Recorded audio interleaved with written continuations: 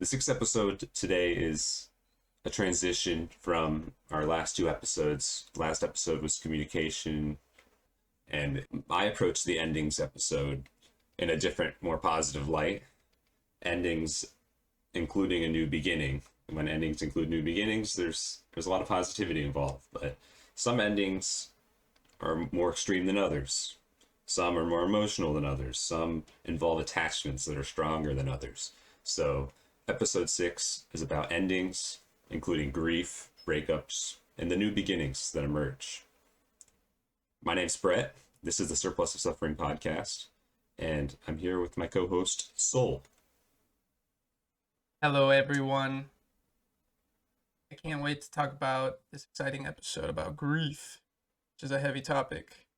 But in preparing for this, my heart is wide open, and I can't wait to share my experiences with grief camp and everything I've learned about grief over the years, because it's something that doesn't really get taught until you're experiencing it. It's not something that we hear about often. It's kind of a taboo subject. And my hope for this episode is for us to truly understand grief and to normalize the pain of our suffering so that we can reduce the surpluses of suffering of this loss and moving through transitions in life.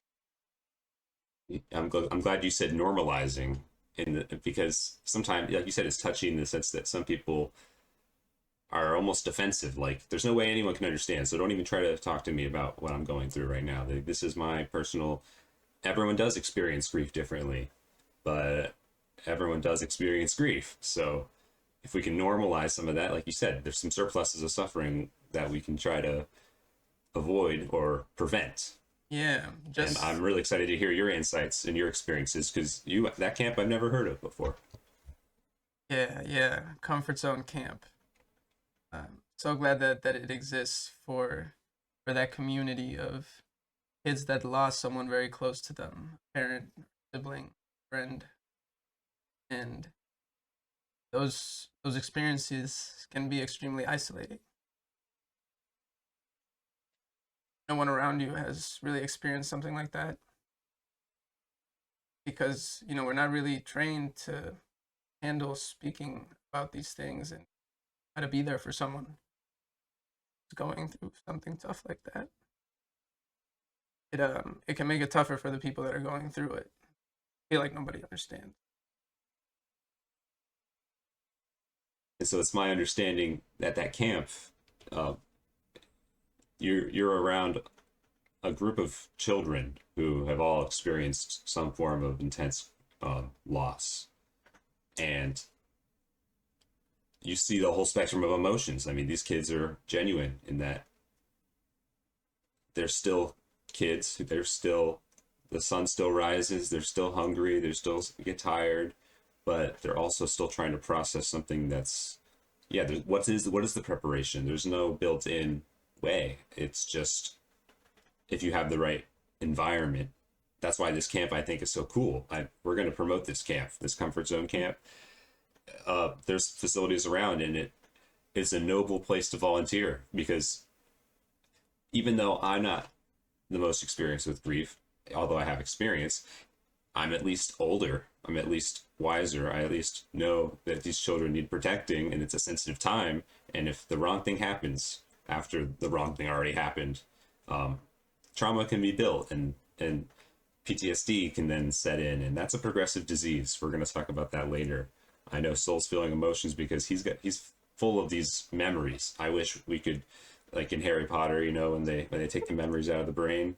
I really wish we could look into the remember all or the I already forgot the name of it, but um, yeah, you might need a minute for you, right? Now we can roll through it. At this point in my life, this is normal for me. Okay. I've learned how to just feel the feelings as they come, because I used to suppress them a lot, especially because I don't want to make people uncomfortable. Because yeah, people Mm. freak out, and it's like, oh my god, you're feeling such strong emotions right Yeah, now. that's I true. don't know what to do, and because being empathetic, I don't want to burden people and have them feel uncomfortable. then it became very natural for me to just I know how to kind of shut it off. All right, it's just boom, back to business.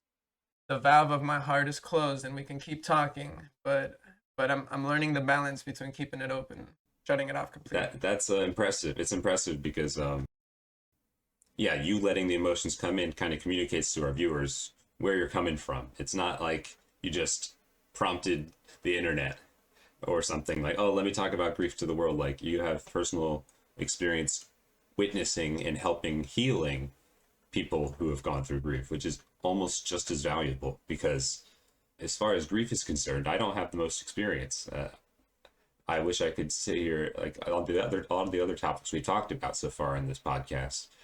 I felt like my personal experiences have been sufficient to share some wisdom, but when it comes to grief, I only have a few angles. And But wait, and didn't you guys love Goomba, Goomba not too long ago? yes, I was planning on talking about that actually, and I'm gonna talk about a pet I had also, because like I said, my grief experience is not. Uh, I'm glad I'm grateful that it's not expansive, but it doesn't mean we can't talk about grief or Okay. that's Okay. why I want to lean on that camp that you went to and communicating to people who have grieved or and my version of grieving and what it looked like. It's not a competition. Dude.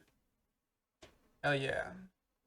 Hell yeah. Cause that's definitely what I was gonna talk about when I'm talking about that. Cause I was also like not very experienced with grief, like being blessed to not have lost a parent or a sibling, like those being like the major losses.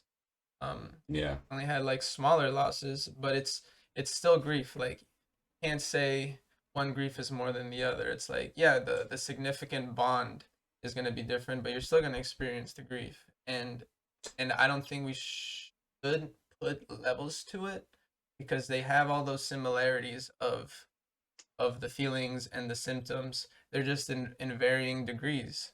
Like, yeah, I was sad and got depressed and went through all the stages of grief because of my breakup. Was it as much as it'll be or less than when my mom or my dad dies? Probably not going to be the same. Probably going to be different. But at the same time, having this other loss prepared me for those losses because I had to go through all the stages. Now I'm aware of how I can get through all of them. yeah, because I think people get muddied down in this conversation because if someone had a huge loss, like on a realistic level, like you're talking about, like a family member, like a parent or a sibling, um, it almost it makes it feel like, well, then the lesser loss that I had a lot of emotional attachment to can't be as significant, or maybe they might feel like anyone else claiming to feel loss or really burdened by grief, like don't have a right to do it just because it's not as bad as theirs. As soon as we're comparing our grief, it's like yeah, like how it's not a competition, but more like some people.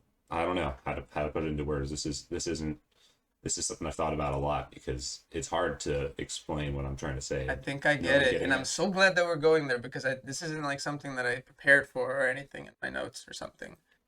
But Yeah, but I love that we're going there because I think it comes from not being able to listen intently when someone is sharing their grief and their loss. They don't really want you to relate to them in like it's like, oh, you experience grief. I have also experienced some kind of grief. yeah, It was about this, but it's like that's not the most supportive thing because yeah, it's gonna compare it, gonna minimize it. It's gonna say, oh yeah, I already got over my dog. You'll get over this too. It's like, hey, what? Like that's not very sensitive to the issue, and it's not one of the better like responses that you can have. And I think that's why I held back from speaking about my relationship loss, even though I was grieving it. Like while I was at the yeah. camp, I was like, I don't think. Who am I to bring up all this grief and suffering? Like when all of a sudden, like you're surrounded by resilient individuals who's got it worse than you, and that just reminds me of people felt uncomfortable talking about their problems around me after I was openly talking about having cancer. It's more like, well, they don't feel comfortable bringing up their problems, and it's not about me too.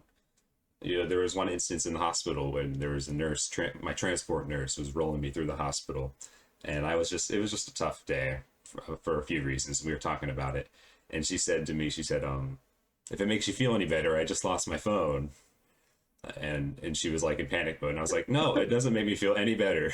I wish you had your phone. I forgot her name, but I was like, no, I really hope you find it, because it's not gonna. Honestly, yeah. And she thought that was funny, and I think I even shifted a little bit of her viewpoint just on a roll through the hospital. A lot of the transport nurses, shout out to them. That's a beautiful story. Because yeah, it's one of those moments where it's kind of awkward and you don't know what to say, and we think like, hey, I'm suffering too. If some people they go, oh, Yeah, well, you're below me in suffering, like, so I feel a little bit better. Like, at least I don't have it as bad as they do. So it's like, yeah, hey, bad things are like, it's like their attempt of like, me too. and or it's kind of like me too, but it's also coming from like, I hope I can make you feel better some way, but it's also kind of impossible to make someone feel better aside from saying I'm here for you. Like, that sounds Yeah. tough.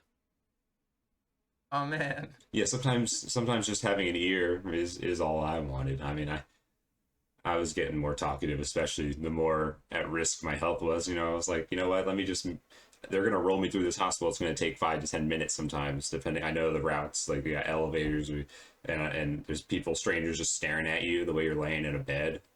And especially when I was like bald and stuff, or maybe it's 5 a.m. in the morning, but it doesn't. I just got so used to being around people that, yeah, I was like, well, let me get to know this guy or this girl, and I had those are some of the more stimulating conversations when you lay in the same room all day. It's like, okay, let's take a roll through the hospital. Not so bad. Um, but this isn't related to endings or grief, but grief, like I said, everyone experiences differently, and everyone's heard of the stages of grief, right? And grief, right?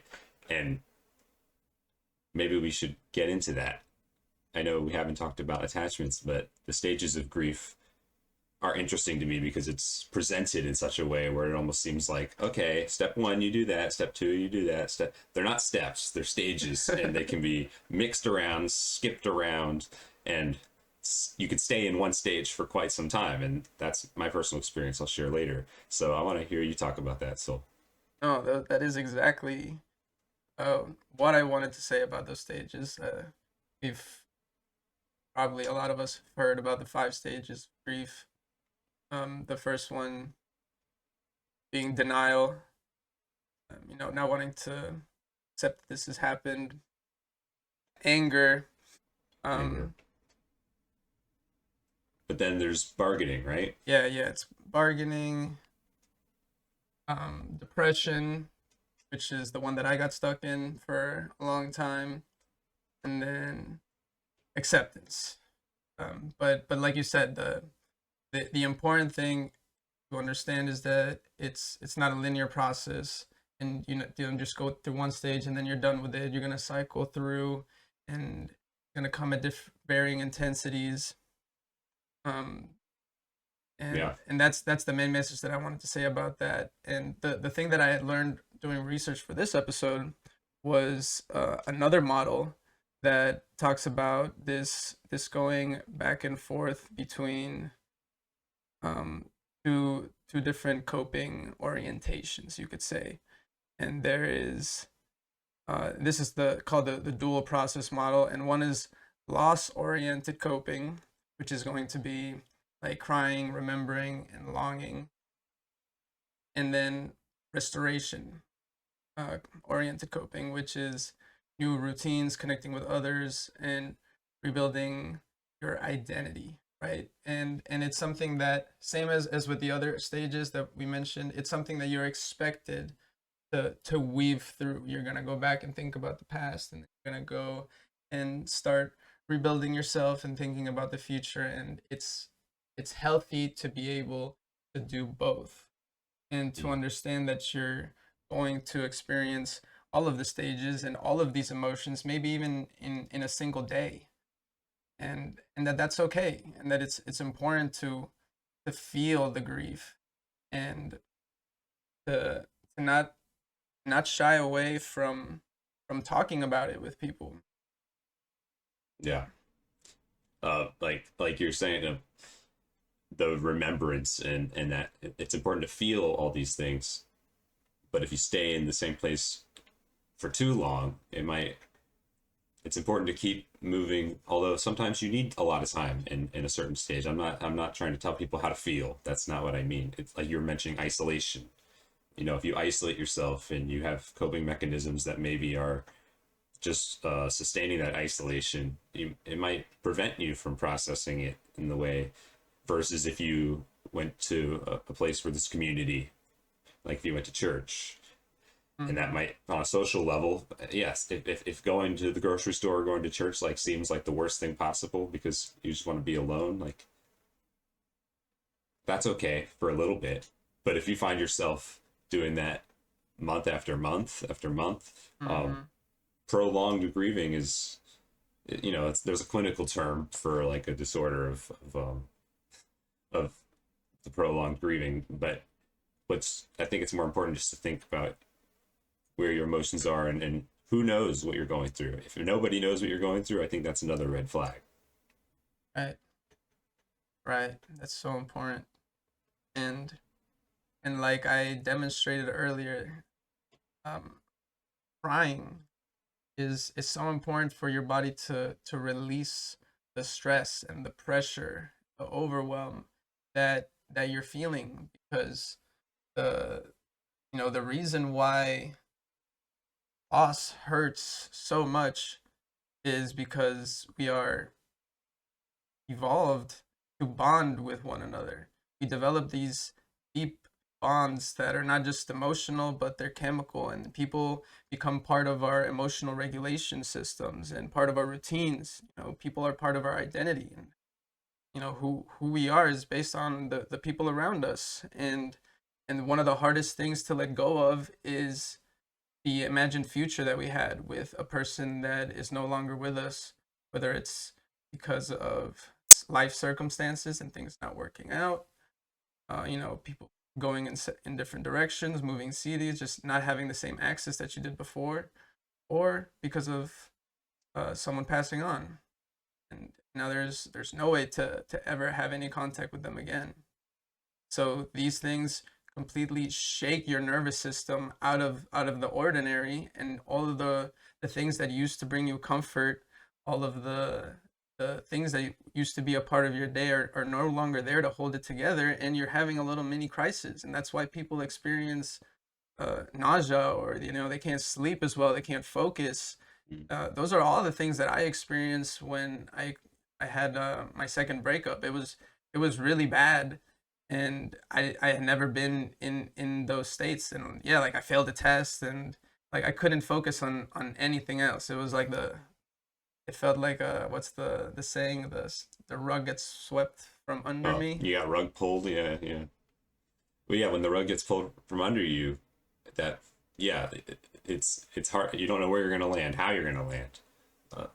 Uh, you mentioned uh, a part of your identity, the emotional attachment, and I was thinking something that gets me emotional, and I need to cry more. I've had trouble feeling in touch with that ever since cancer treatment. But when I think about my dog when I was a kid, my mom brought home a Chihuahua uh, when I was in kindergarten, and I named him Raisin, and it's kind of a cute name when you think about it. But Raisin saw me when I was a kindergarten. I know Raisin's just a Chihuahua, maybe not the most intelligent, but I knew Raisin when I was a kid in at a different house in a different state, right? I knew Raisin when I was going through school and I was feeling alone, when I was scared, and I always slept. I had him sleep in the bed with me, and so all the way through high school, he still existed, and so that's before puberty, that's after puberty, that's parents getting divorced, that's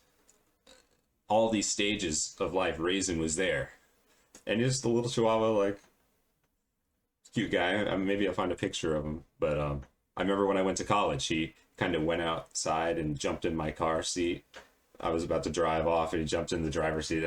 I cried. Yeah, I was weeping driving to college. I was supposed to be. I was excited for the new beginning, right? But something about the Chihuahua jumping in the seat like he wanted to come, and I had so much trouble leaving him behind. And then actually, he had to get put down one day, and I was at college. I had a big test the next day. I couldn't afford to miss, and it wasn't exactly a sudden loss. He lived like 19 years or something, but I I remember sitting in the shower just crying, and it felt good to cry, but it was also heartbreaking not to be there. It felt like I wanted to be there at the last moments at least,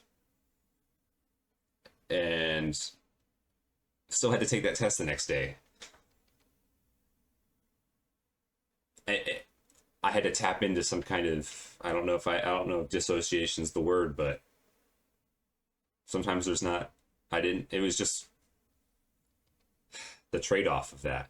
Of do I indulge into those emotions now, or do I put them aside and process them later? And but will I ever get to it later? And a lot of people would just say that's just a dog. It's like, yeah, but to me it wasn't just a dog. It was an extension of myself. So when I lose that extension of myself, that the emotions are unique to me. Yeah. My mom saw it. I owe her. She took care of that dog while I was in college, and that's something I'll never forget because she knew how much that dog meant to me. So honestly, her taking care of Raisin while I was in college was the best thing, the best way she could have showed love to me, and so I'm thankful to her for that. Shout out to mom.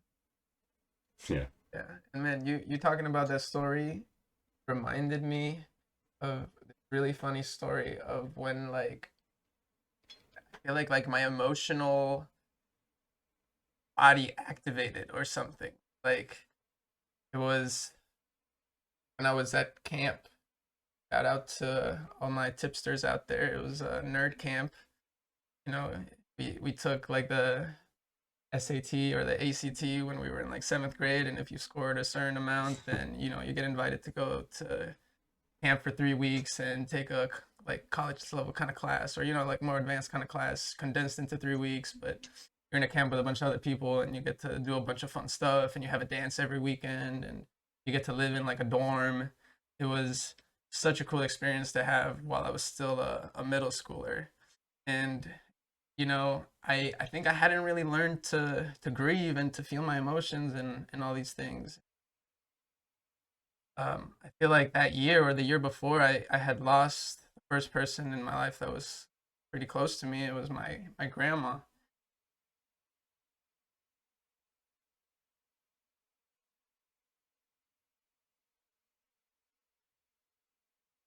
Shout out to her. She gave me this necklace. She had lived with us for a while, ever since I was a kid. So it was hard to lose her, but in that moment, it wasn't hard for me. It was harder for me to see my mom. Mm. It was her I, mom, right? So she was devastated. exactly. And you said she lived with you guys, Yeah, so she was there, and there was a progression of sorts as she aged. yeah, Um, yeah. She had pancreatic cancer, and like to be yeah, honest, she had already survived for way longer than the doctors yeah. expected her to. Like she made it for a long time. That lady was strong. She was a fighter. Oh man, and she cooked really good food. And Yeah, absolutely. I mean, and that's go ahead. sorry, sorry about all the emotion, but it's important to talk about your loved ones. And I feel like maybe I never really got to grieve that loss because back then I didn't really know how, and I already knew it was gonna happen. And when it happened, I guess in my head I accepted it immediately. It was just like, well, it was bound to happen. It happened today, and all right, like I did it the manly way, right? And my mom was Aw, like thank you, and she was like, you're so strong because I was like dealing with it so well, and well, uh, you helped your mom. It sounds like and I wanted, your yeah, I mom. was there to Yeah, comfort her. And and I remember her saying that, like, I was like, I guess I dealt with this the right way, right? I was strong. I just accepted it immediately, and like felt very little. But I also felt a little guilty. I was like, wasn't I supposed to feel a little more? Like, this was my grandma that lived with Yeah. us and I loved, and like I felt a little bit of guilt, which is something that is also a very common thing. That, Yep. if everyone experiences grief differently, and sometimes, yeah, you just kind of don't feel much, and that's okay too. It depends on the kind of bond that you have, and I think in that moment, I at least I took it in a specific way, and I was able to accept it very quickly, and kind of let her go. But now looking back, it's like I think I didn't really have the tools, or I hadn't grown enough, because later that year, when I was telling you about the camp that I went to, and it was like the last dance. We were all gonna like leave the next day, and I had just bonded with these people for 3 whole weeks. I lived with them, saw them every day. We took classes together. Like we all became like best friends really quickly, Mm. and we had our little groups. And at that last dance, they had all these traditions where all the first, second, and third years would get around in a big circle, and all the fourth years, it was the last year, they weren't going to be able to come back again. They would be in the middle, and they would play these songs that I guess are sad in the context, and became very dear to my heart. But then, the lights came back on. It ended. A lot of people were crying and hugging, and I was just kind of sitting there with that same feeling of like Ah. the same feeling I had when my grandma passed. Like, well, we all knew this was gonna happen. We all knew this was coming to an end. Why should I kind of like get sad over it? Why do I need to cry about it? Like, yeah, it sucks, but I accept it. And then I was just looking around the room, because everyone was finding their friends, and I was just kind of sitting there thinking about this. And then I saw one of my friends that I had made, that I had really bonded with. His name was Jake. Um, Jake Simoni. And I looked at him, and he had tears in his eyes. He was crying, and that broke me. That guy. Like, somehow, that broke me for the first time. For the first time in a long time. And you never know what's going to break you. Sometimes the emotions are complex. As somebody who loves numbers and statistics, and I like quantifying things, it's just it's our connections to our attachments. And what you were explaining, that feeling of grief or guilt, is something I thought about a lot. I've experienced myself. I think being a rock for your mom, especially after your grandma, was almost a blessing. I know you said you didn't have the tools to process it, but prolonged, when the anticipated loss is something very different than a sudden loss. The anticipated loss is, everyone processes it differently, right? So pre-grieving does exist. Pre-grieving meaning it's coming. You might actually have been further along, or just at a different step in the grieving process when it really happens. And just because a subset of the population, or most people, are feeling emotional, or processing the grief at one stage, doesn't mean it's wrong that you're not crying in that moment, or that you're not feeling. I felt like a freak. I mean, I'm on the spectrum, so there have been moments where it's like, oh, I'm supposed to be crying, right? And it's not that I don't care. There was a sudden loss that happened at a band competition in high school. Rest in peace, Ali Repsnack. I hadn't even thought about this until now, but we had a band competition, and it was an all-day activity, and she got in a car accident on the way to Bandfest, and it was kind of, we went about our normal business, and then we all got called to the auditorium, and our band teacher announced to our whole marching band, about 100 people, the loss, that she had passed. And that's just, when that hits you, and I'm looking around, and everyone's reacting different. We're in high school. There's a lot of tears. There's a lot of stuns. There's a lot of hugging.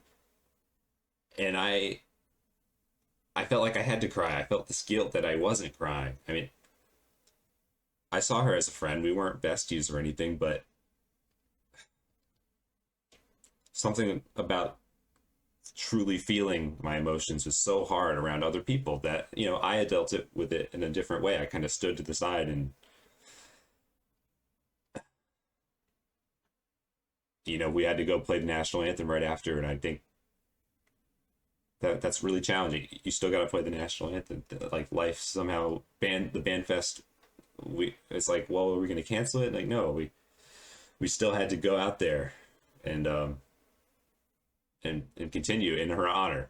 Mm-hmm. What the rituals that you can establish, if you can honor the people, it might help some people start the or progress in the grieving processes through rituals, anniversaries also. Yeah, when I was doing research for this, I read about that, and just from experience of the people around me, I could see, yeah, anniversaries are tough, and you can expect to have those feelings come up or maybe not come up, right? You don't have to feel guilty if they don't. If they do, um, be prepared. It's okay to say, you know what, this week I'm gonna let myself feel the emotions that come up and maybe take some time off of work or set things up so that someone's taking care of the kids, or you give yourself the room to to feel the feelings, to cry, whether you want to do that with your friends, with the support, or you want to do it alone, the shower, like whatever is the way that is best for you to feel it, then that's the way to heal it. Yeah, and it's like alone in the shower, like we were discouraging isolation, but it's like I needed to be alone in the shower to process raisin, for instance. Um, Sometimes the shock, right? The shock being, I think, 5 stages of grief. I've seen it broken down into 7 stages, where shock is the first stage, and I think, yeah, I think that's appropriate that I was feeling a level of shock when it's sudden loss, and sudden loss has predictive value to lead to the prolonged um, grieving that can be detrimental. Um, but I wanted to tell a story about my grandfather, if that's okay. He he was in the hospital for a couple months. He had heart surgeries in the past and wasn't doing great. But my grandma was always the one that, because she had cancer from like radiation from scans back in the 60s or something. So she had lung cancer and she never smoked a cigarette in her life. But growing up, it was like and it got metastasized. She lived a lot longer, kind of reminds me of your grandma than everyone expected. But growing up, it was like, this might be the last Christmas you see grandma. So, really get it in. So I was kind of like, it was always, her time might be coming soon. But my grandfather ended up being the one who got hospitalized, and he was in there for 2 months. He was intubated. So he had a tube down his throat for quite too long, to the point where everything dried up and he wasn't allowed to drink any fluids. Basically, he was put in a position where drinking fluids wasn't allowed, even though the tube was out and he couldn't talk. He could move his mouth, but it was like he couldn't. His vocal cords wasn't work. It basically, his throat got so messed up from the intubation that. And he's a very talkative guy. He's charismatic. He's moving. But I flew up to New Jersey to drive my grandmother to see him, and we visited him in the hospital, and it was hard to basically playing charades with an old man who's he was a very proud man.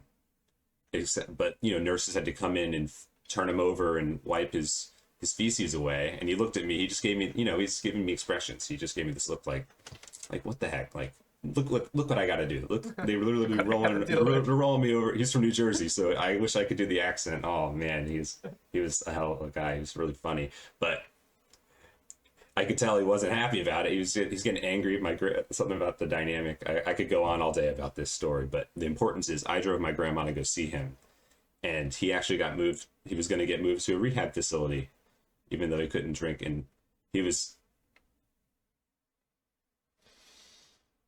I was set to fly home the next day, and just when he got to move to the rehab facility, there was a sudden loss.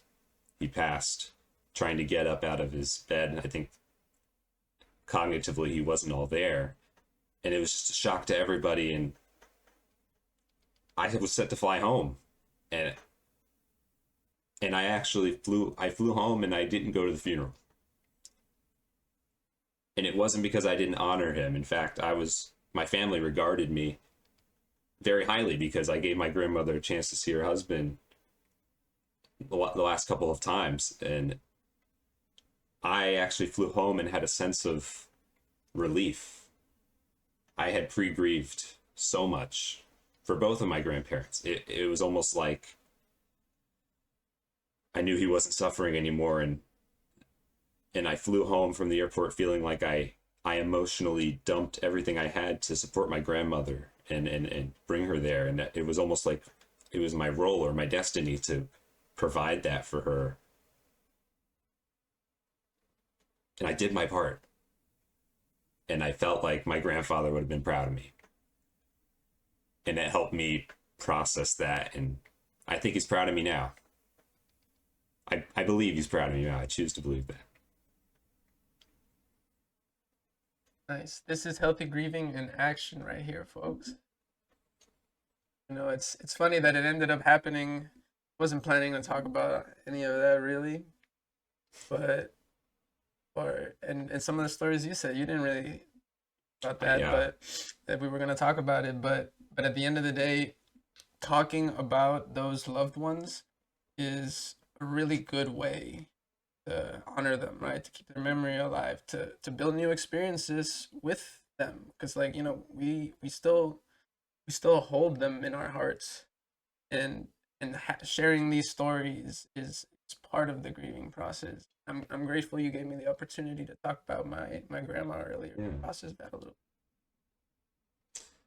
Yeah, because it might be years later even you think back like, yeah, like I put all that emotion aside, or at least I did the pre-grieving, but then when it actually happened, yeah, not being at the funeral, I remember I watched a live stream of it, and I was in the comfort of my own home, and I actually really enjoyed it. It was I enjoyed that funeral so much.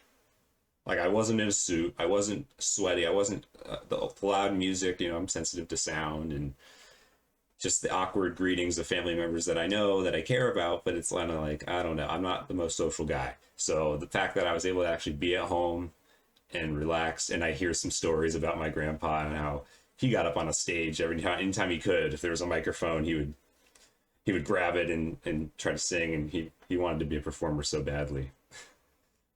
He wasn't bad, but he had more of the charisma of a performer. I wish I had that, because I think I have some of the talent. He used to give me a lot of credit for that.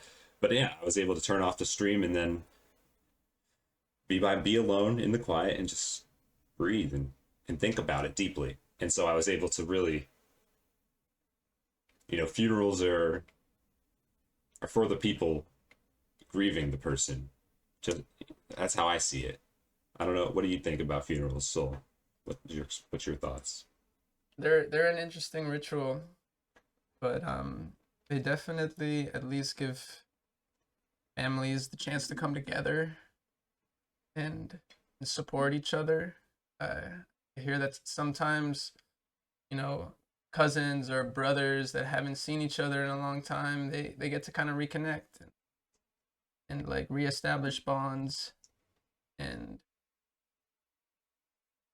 there's that healthy aspect to it.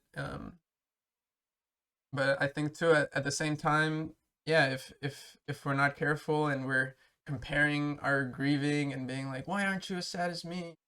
You didn't care, and all that, just yeah, it makes it harder for us to each have our own process, and for each of us to play a role, like you said. Like when I processed my grief with my grandma very quickly, I was able to support my mom through it a little bit better. So maybe that was my role in that moment, and now it's your role. Yeah, deal with it for a moment. Yeah, like if everyone was in the same position, it would go a lot worse actually if we weren't all in different places, right? Like if everyone, I think it's almost by design that we're all processing it differently. I think when I think of funerals, the pause, like you're saying, if there's people being negative or if there's conflict at a funeral, it just sounds like the worst possible thing. Like the whole point is, I think there should be positive vibes. You were talking about people bringing people together. When my grandma eventually passed, she lived another year or two. I went to that funeral in New Jersey, and they lived in the same part of New Jersey like their whole life. And a couple of my dad's friends from when he was in high school went to the funeral, and I got to see my dad hanging out with these guys that he knew back when he was in high school playing football, and he was a quieter. I got to know my dad a lot more. I got to know him a lot better because he had some friends from 40 years ago or 30 years ago come and tell me some stories, and he kind of got back and they went to the same place they used to go to or whatever, and he's kind of feeling like how he used to. He was acting a little different, and I was got some insight. It's good to, I think funerals, like you were saying, it brings people together. You hear stories, you learn.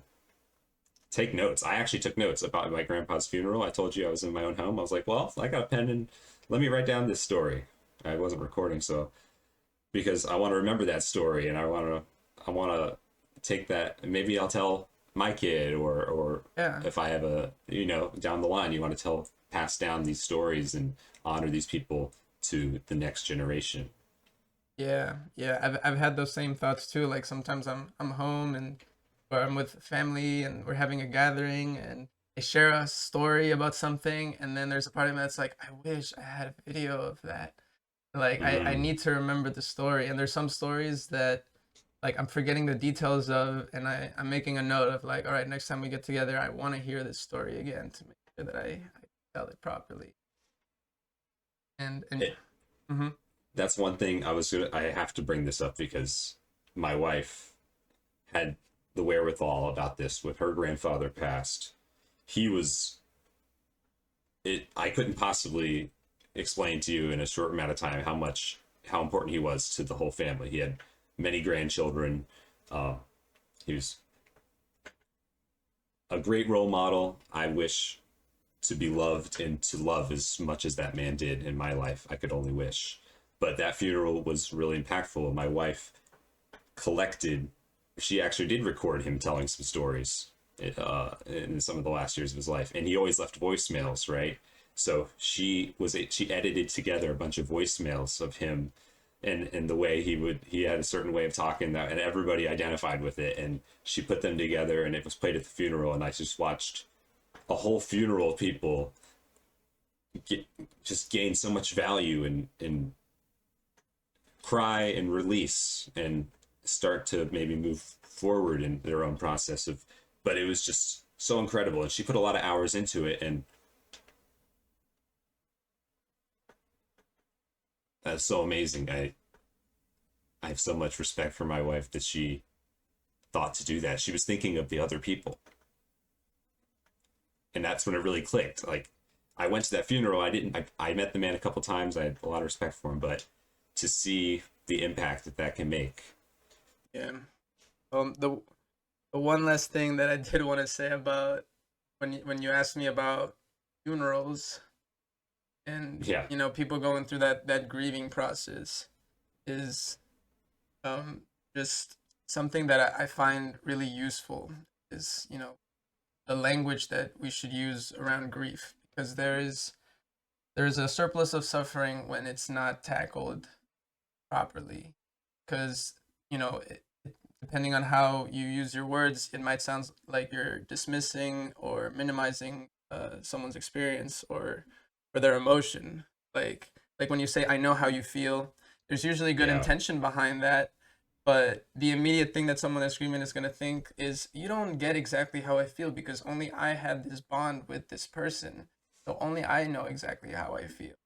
So um, maybe avoid saying I know how you feel and avoiding cliches like oh yeah everything happens for a reason or they're in a better place because that really has nothing to do with the person that's standing in front of you, right? and and trying to compare things, it's like well at least this or at least that, trying to look at the positive, right? But in the mind of a grieving person there's the positives look kind of bleak because you have this gaping hole in your heart. So the only thing you can really do is grow around that vacancy, and hopefully the people around you can help you do that. And all, if you're trying to support someone that's grieving, all you really need to say is I'm here for you, or I know this must be hard and I'm here for you. Yeah, I, I felt like when everyone lines up and says their messages to the grieving families at funerals, like I almost sometimes feel like they'd rather me just be there. No, I don't need to say anything even. Like let them know I'm there if I do say something, but I don't know. Have you ever thought of your own funeral soul? I guess I had one exercise that I think a coach or something had asked me to write, like, I guess it was for me to think about my legacy, right? It's like Yeah. what do you want the people to be saying about your funeral? About you during your funeral. I imagined something that, hopefully it's a nice thing and people say nice things about me, and that I had a good impact and all of that. But this reminds, my mom always says, like, I hope you guys throw the biggest party. All right, play all Yeah. the songs that I love, eat all the food that I love, like, honor my memory by having a blast, okay, and enjoying life.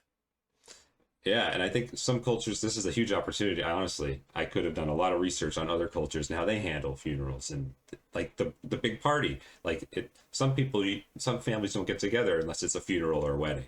So the funeral is honestly a big opportunity in some ways, especially if it's a anticipated loss.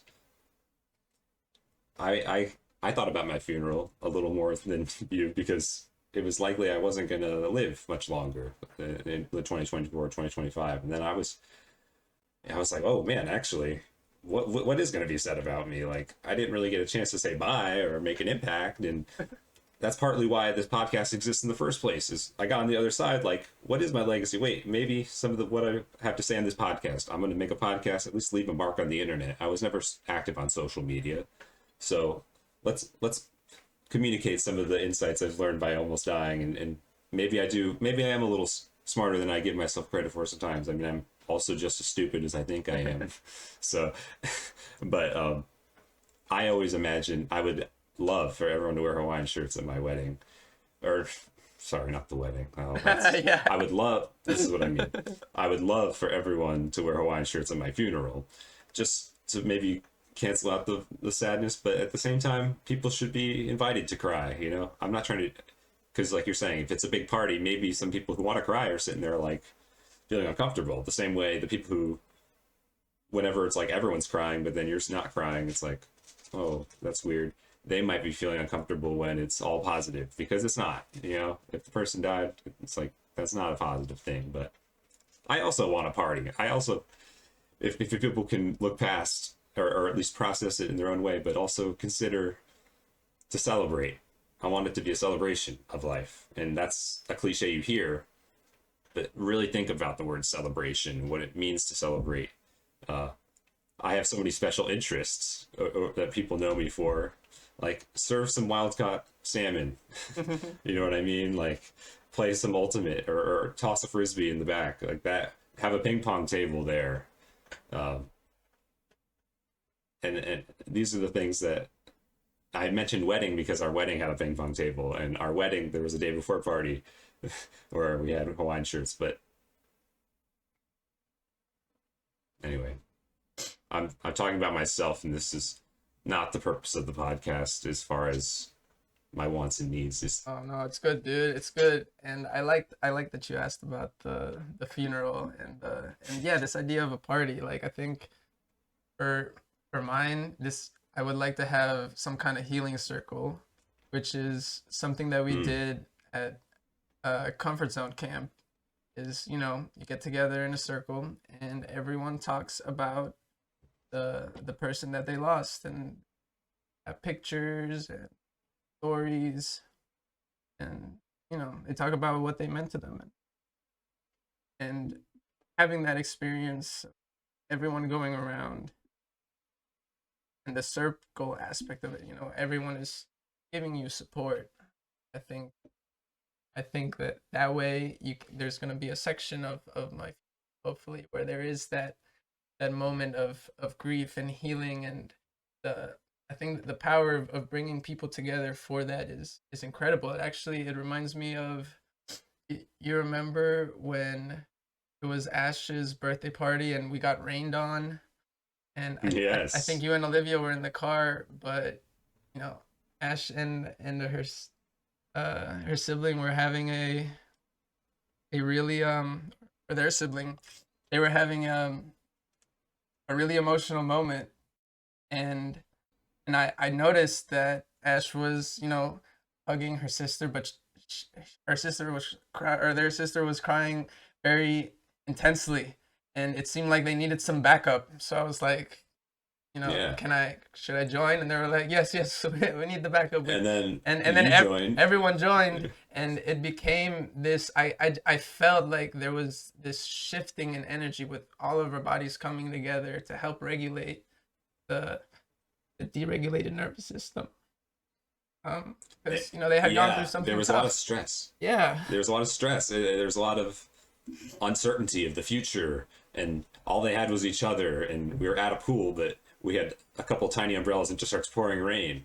And they just started hugging each other. We all hugged each other, and we were together in that moment.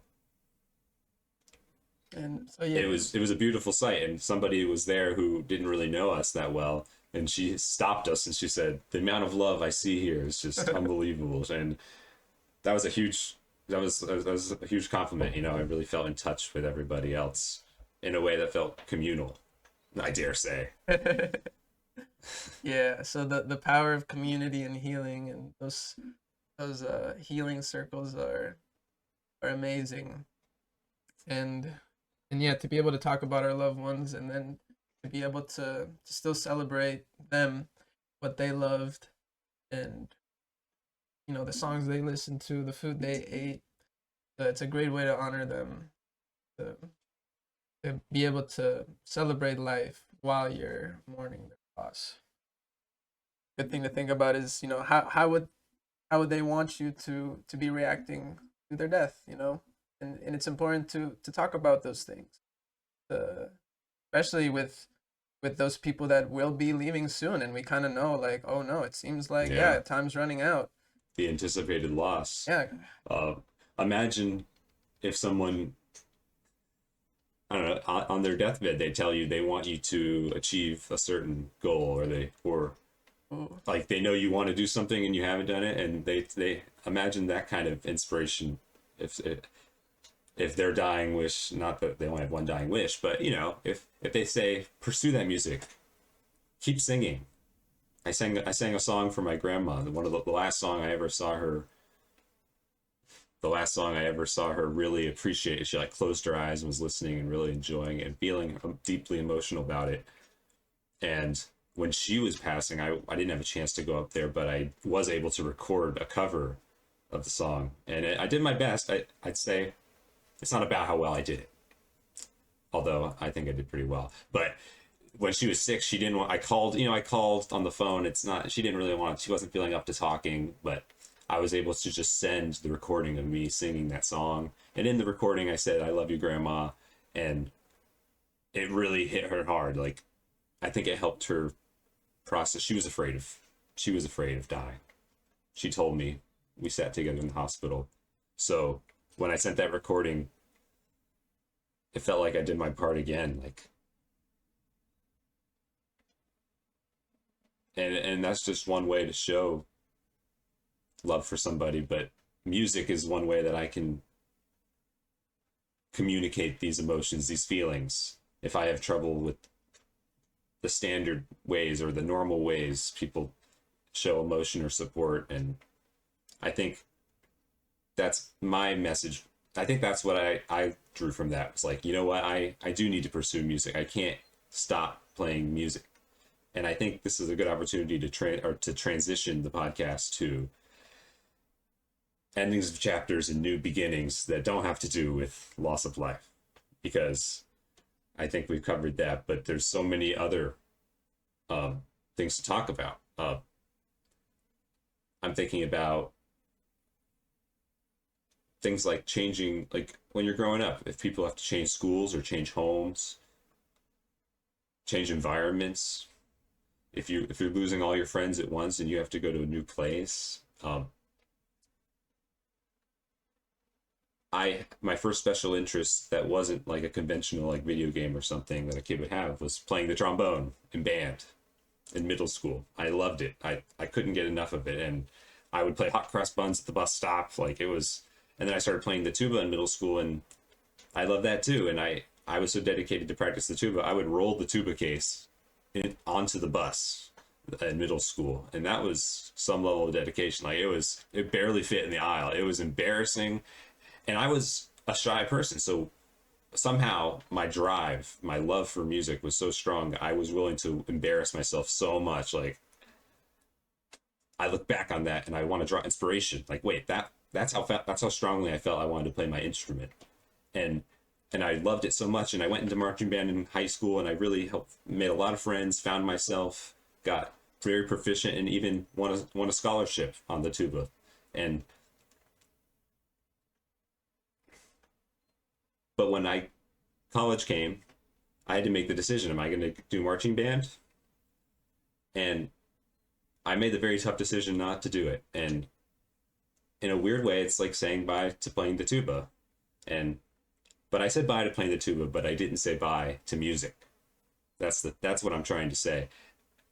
I had to transition away from band, and I actually just around that time when I graduated, I played my first game of Ultimate Frisbee. If you don't know what Ultimate Frisbee is, it's an intense cardio intense game, but I played like 15 on 15, which, if anyone knows anything about Ultimate, is just a cluster of people not knowing what they're doing. And I remember I had one catch, and some kid that was popular at school, because it was at the senior picnic, he said he was giving me a lot of credit and he was kind of hyping me up, and I never experienced that in my life. Like he was like, "Oh, that was a great catch," and he was getting hype and dapping me up and stuff. And I was like, "Oh, like maybe I like this." So I went to college, and I just all of a sudden I was obsessed with Ultimate Frisbee.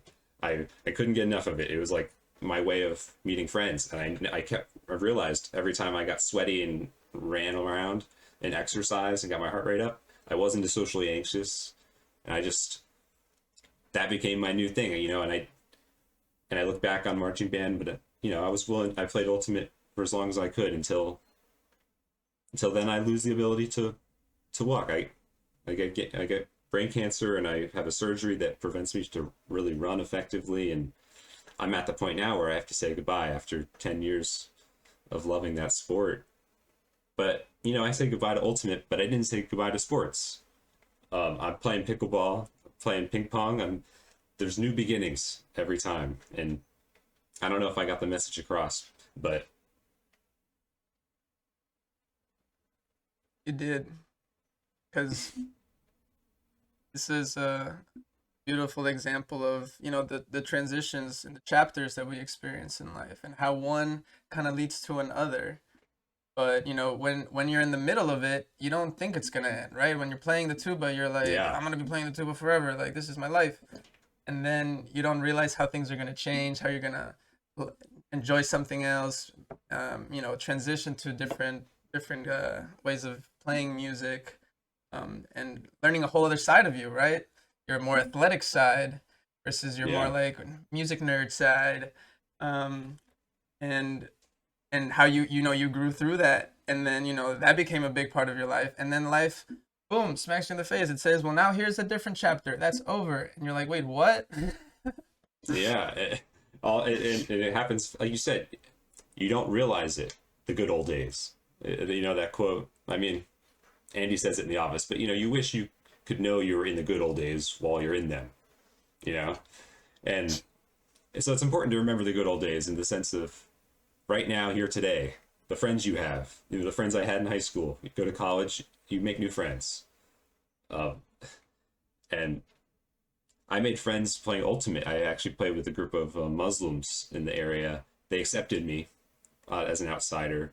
That's kind of a longer story. But one thing I kind of was annoyed by, because I would just want to play Ultimate. You know, I wasn't exactly trying to be best friends there. But, you know, camaraderie happened, and I'm so thankful for it looking back, because one thing they did at the end of most of the games was they would insist on taking a picture of all of us standing in line of the people who showed up that day. And I kind of didn't like that, especially at first. I was kind of just like, I'm sweaty, and why are we touching each other? Like I just, and then just the other day, I was like looking back at these pictures, about to cry, like, oh my god, I'm so glad I have these pictures. Or there's a couple highlights that were recorded because of the way this guy had covered it, and I'm so thankful to see a couple highlights, and maybe I'll play them here of just what I was able to do. And maybe I'll never do these athletic feats again, but a reminder that, hey, you used to be the best guy in the field. You used to be the one everyone would fight over when they're like, who we're picking teams, like who gets Brett. Like that was a time in my life. And maybe just like the tuba, like, hey, you were you were a great tuba player. Like just to, if you need motivation, it can come from within. If you remember your past, even if it's a life chapter that has passed, it's like, okay, I think of those things and I say, you know what? I can make a podcast. I have a lot to say. And maybe I can inspire somebody with my story. So that's where I try to keep inspiration. Hmm. Yeah, and yeah, same here. I had my own life transitions too. That you mentioned, moving to a different place. Those were very stark for me. Like I was raised in El Salvador, and then boom, uprooted. Bye to all my friends. Bye to all my life. Bye to the country that I was raised. And then all right, make new friends, and each year was kind of a different chapter, starting off making new friends each year because they would move away, and it's like, okay, another chapter, okay, another chapter. And uh and then yeah, experiencing later in college after being moving back to El Salvador, then moving back to the US, and all of these Wow. changes, and experiencing the the the heartbreak, right, and getting all down on myself because of not allowing myself to feel the emotions, and you know not letting go of what could have been, and staying attached to that idea of, oh, I can't be happy if I'm not with this person, or things didn't go right. I wish the past was different. I wish the past was different. I wish things were different. And it was a while before I was able to finally close that chapter, and finally try to move on, which is a hard thing to do, because with relationships, you can see them as an addiction, in a way. Like our minds are dependent in a way on the people around us, especially when it's a romantic relationship. You have you have that special bond, and when it's gone, you kind of go through withdrawal symptoms. And it's something that I think it's important to emphasize for us to be able to reduce a little bit of suffering, not just in the grief of losing a loved one, but you know from them passing, but from losing a loved one, just because it doesn't work out. And just because it doesn't work out doesn't mean that there wasn't love there, and that you can't honor that relationship, and still care about them. But it's important to understand that checking their social media every day is only reinforcing those loops, and it's like you're getting your little fix of it, and it's only going to make it harder for you in the long run, right? You have to limit the contact, you have to detox, and try not to romanticize the past, because you will think of all the good things, and it's going to feel so good, and it's going to be make it just that much harder to let go if you don't balance it with all the things that weren't going well, and all the things that you could have done better, or they could have done better. And I think the most important thing is not only to see connection and express that if you are going through heartbreak, that it is tough, and express your grief, um, but to actually build your new identity, because you had an idea of who you were, or who you were going to be, and now that's different, and it's important for you to take that time to reflect, to think about what did I learn from this relationship, or Yeah. what parts of myself did I neglect that I can now tap into, and give yourself some time, right? Don't go into the next thing without doing this processing, because you're going to run into the same mistakes and the same patterns again and again if you don't learn your lesson. Yeah, it's important to establish that new baseline, that sense of self. And some people, it there's so many different personalities, but some people kind of lose their sense of self when they if they lose a if they break up with somebody, and they need to find out what that's like. And like you said, when you think of those good things, it's almost the siren's call. The siren's call of like, oh, go back, maybe it'll feel good Every momentarily, time. and then yeah, and those cycles might continue. And I think it takes two to tango in that way, right? Like, but it's important to establish that, like you said, that length of time also matters. But Damn, aside from, like, those rebounds, which is kind of like you continuing to get that fix, or continuing to look at the social media, what are some other ways that you think that we, like, numb the pain, or deal with the grief in not so great ways? well, yeah, like what you were talking about, social media, that's a surplus of suffering. Another one could be use of substance. You find these coping mechanisms. If you want to escape, well, here's your escape. If you have the means, maybe you're smoking marijuana. I've experienced doing that just to not feel anything, to try to forget, almost, to just to help, because I had intense feelings of guilt at a time. I need to tell this story, and it's troublesome because guilt was a phase I stayed in for quite some time. I broke a heart, shattered one. It was never meant to be that way. It's just things changed very quickly. I was engaged to a woman, and I loved her very much. We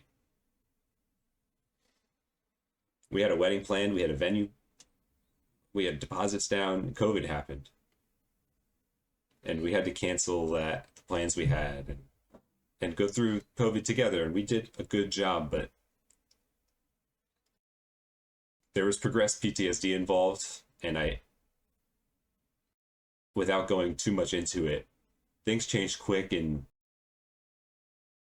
I came to the conclusion that it wasn't good for either of us to follow through on this marriage as time went on. And having to call off that wedding was, I already had pre-grieved the relationship. I have to be honest. There was I had time and energy spent towards kind of like accepting that this wasn't going to happen, that she wasn't ready. And when I broke that news to her, it was so disruptive, and I caused a lot of pain, and I couldn't live with myself. I started pacing around the apartment. On top of feeling like I failed, to cause so much pain in somebody else, it definitely didn't feel worth it. I just isolated myself. I smoked a lot of weed. I just played video games. I didn't know what to do with myself. I was a lost soul for some time, and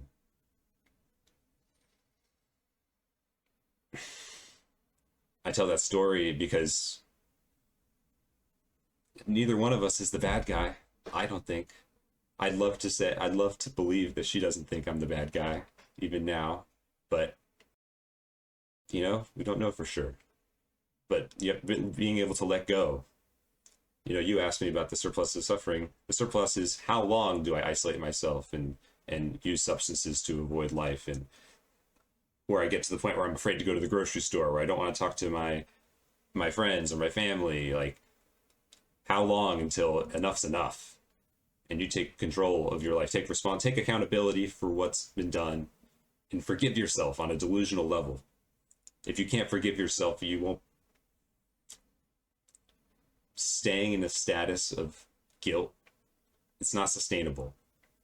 I think there's a lot of men who, I lost sleep over this, and being able to forgive yourself on a delusional level is a key, I think, just to trick yourself, speed up the process. Eventually you're going to forgive yourself. When when you do something embarrassing and you're in the moment, it feels really intense that night, the next day. Like you know you're gonna forgive yourself eventually. Like just trick yourself if you have to speed that process up a little bit so you can get back to being you. You can make a positive impact. Maybe learn from your experience. Be resilient. Bounce back with more wisdom, and maybe it's not with the same person, but maybe you learned something and you became a better partner who's more prepared for a healthy relationship.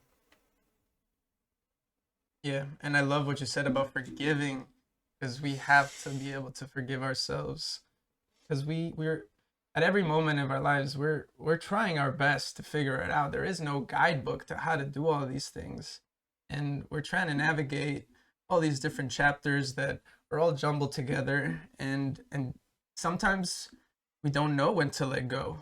And I've been in that boat where I kind of, I had a lot of love for someone, and I didn't know how to let them go, even though I knew that, this wasn't going to work long term.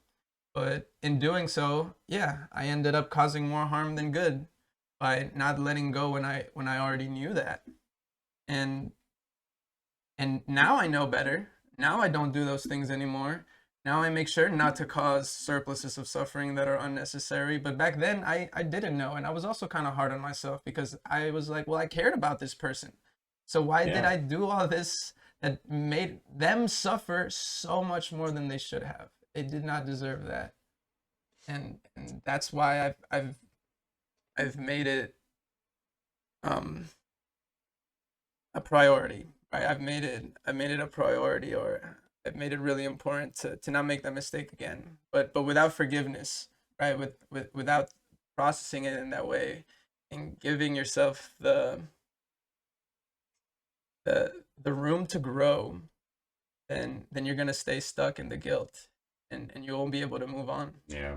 Sometimes in the moment, especially, things are very intense. Sometimes it's a war zone between two people and it gets ugly and you lose sight of the fact that you loved each other. You care about each other. And unless there might have been a betrayal, there might have been some wrongdoing, but 5 years later, I'm looking back on that relationship. I think I made the right decision. I think she would agree.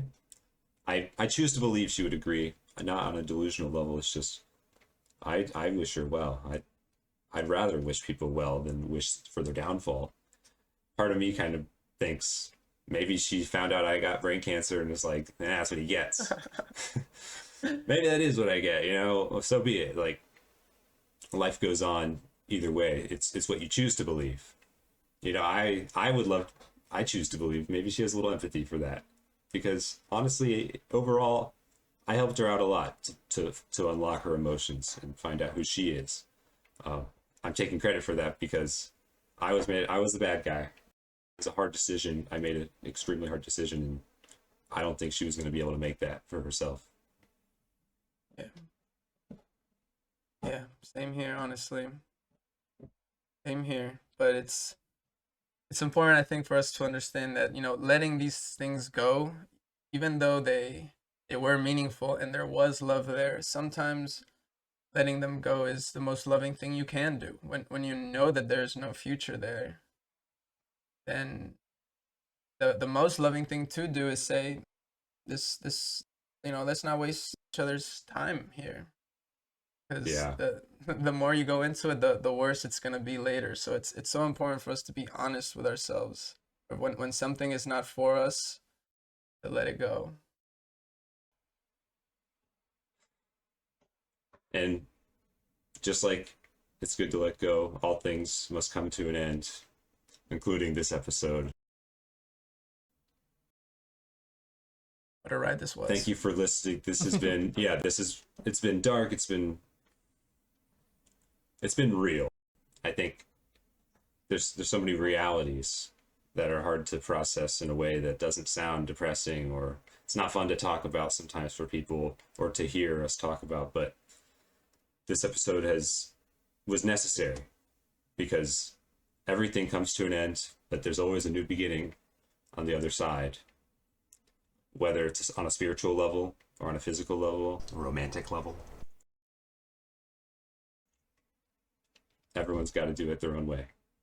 Yeah, yeah. In life, pain and loss They're going to be unavoidable, but the suffering comes from resisting the emotions, isolating ourselves, believing we're alone in our suffering, judging ourselves, numbing ourselves, desiring things to be different when you can't change them, right? And acceptance can be reached with the tools we mentioned today. So thank you for listening, and I just want to say the last thing is that grief is not the opposite of love. All right? Grief is love continuing when that person is gone. Okay? And and every ending closes a chapter in your life, but it also creates space for a new beginning. So I hope everyone can take any ending in their life as an opportunity for growth, an opportunity to practice feeling their emotions, connecting and sharing about what they're going through in their lives, processing that, being compassionate towards yourself about it, because we are trying our best out here. We're not always going to make the best decision, but you have to be compassionate. Forgive yourself for your mistakes. Just keep trying to be better every day and keep going. absolutely. Thank you for listening. Keep loving, and we'll see you next time. Peace. Bye.